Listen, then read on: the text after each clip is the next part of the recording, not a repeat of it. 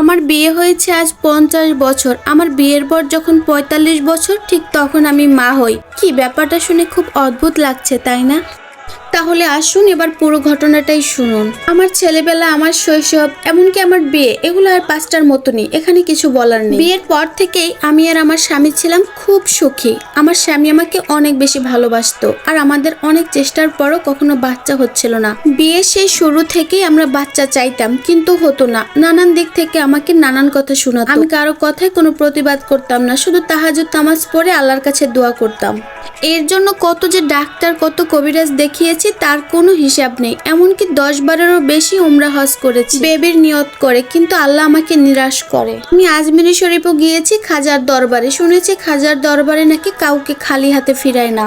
আমি আজমিরি শরীফও গিয়েছি শুধু একটা বাচ্চার জন্য। এ নিয়ে 7 বার গিয়েছি। দেশে বিদেশে ডাক্তার দেখিয়েছি শুধু একটা বাচ্চার জন্য, কিন্তু আমার কোনো বাচ্চা হয়নি। আমার স্বামী চাকরির পাশাপাশি একটা ব্যবসাও করতো, তাই আমাদের আলহামদুলিল্লাহ টাকার দিকে কোনো কমতি ছিল না। এত টাকা উড়িয়েছি শুধু একটা বাচ্চার জন্য, তার কোনো হিসেব আমার জানা নেই। আর আমার স্বামী বরাবরই ফকির, তাবিজ এগুলো বিশ্বাস করতো না, এবং ওগুলো আমাকে পড়তেও দিত না। আর আমি ওগুলো পড়তেও চাইতাম না। আমার স্বামীর অনেক টাকা পয়সার কোনো অভাব নেই।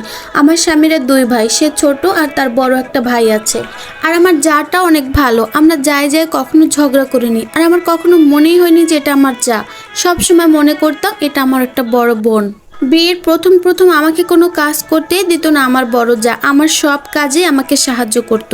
আমাকে খাইয়ে পর্যন্ত দিত আমার যা। আমাকে এত ভালোবাসতো, আপন মায়ের পেটের বোনও ঠিক এমনটা করে না। আমার স্বামীর থেকে আমার ভাসুরের টাকা পয়সা একটু কম ছিল, কিন্তু কখনোই আমার স্বামী তাদেরকে এড়িয়ে চলতো না।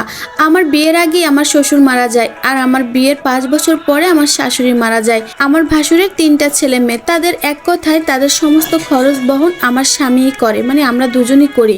আমার ভাসুর ছিল জুয়ারি। যত টাকা পয়সা তার থাকতো, যতটুকু থাকতো জুয়ার পেছনে খরচ করতো। তার ছেলে মেয়ের দেখাশোনা, পড়ার খরচ, সমস্ত খরচ এক কথায় আমরাই বহন করতাম। আর আমাদের শ্বশুরবাড়ির কোনো অনুষ্ঠানেই আমি যেতাম না, কারণ অনেক মানুষ আমাকে বন্ধা বলতো। এভাবেই দেখতে দেখতে আমাদের বিয়ের ঠিক 20টা বছর কেটে যায়। আমিও মেনে নিয়েছিলাম আমি বন্ধা। আমরা এত ডাক্তার দেখিয়েছি, কিন্তু কোনো রিপোর্টই আমাদের দুজনের মধ্যে কারো কোনোই সমস্যা ছিল না।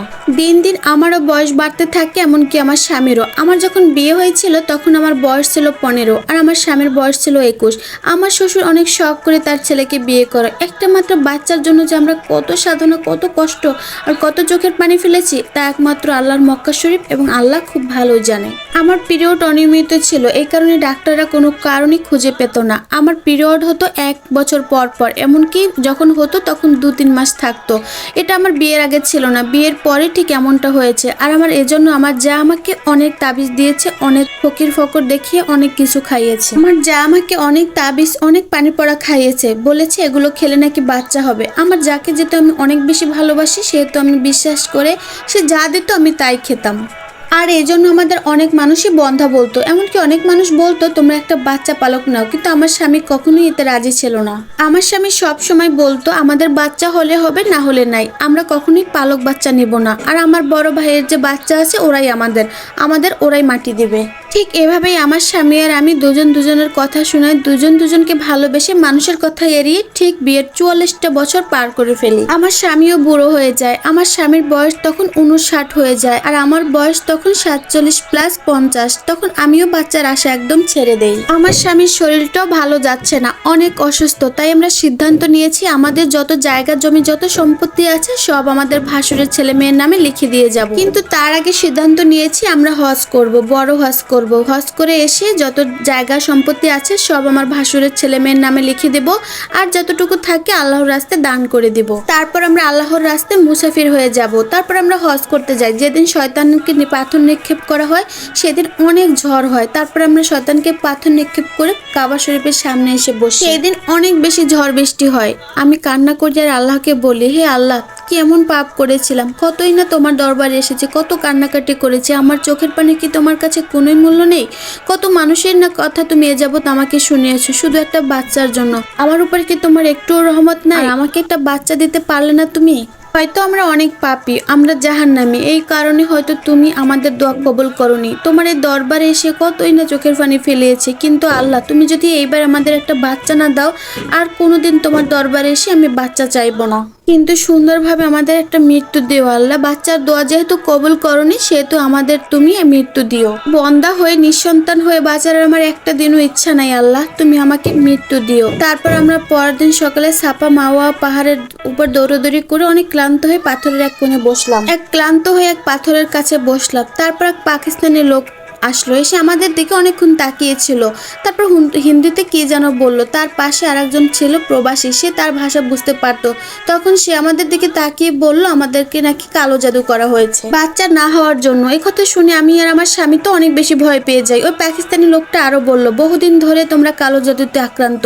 তোমার জ্বর এবং তোমার স্বামীর বীর্য দ্বারা এমন কিছু করা হয়েছে যাতে তোমাদের কোনোদিনও বাচ্চা না হয়। এটা করা হয়েছে যাতে আমরা কোনোদিনও বাবা মা হতে না পারি, আর এটা যদি কাটানো হয় তাহলে আমরা আর কোনোদিনও বাচ্চা নিতে পারবো না। তার ওই কথাগুলো শুনে আমি তো কান্নায় ভেঙে পড়লাম। হায় আল্লাহ, তোমার দরবারে না কতবারই এসেছি, আর তোমার দরবারে বসে কেউ তো আর মিথ্যা কথা বলবে না।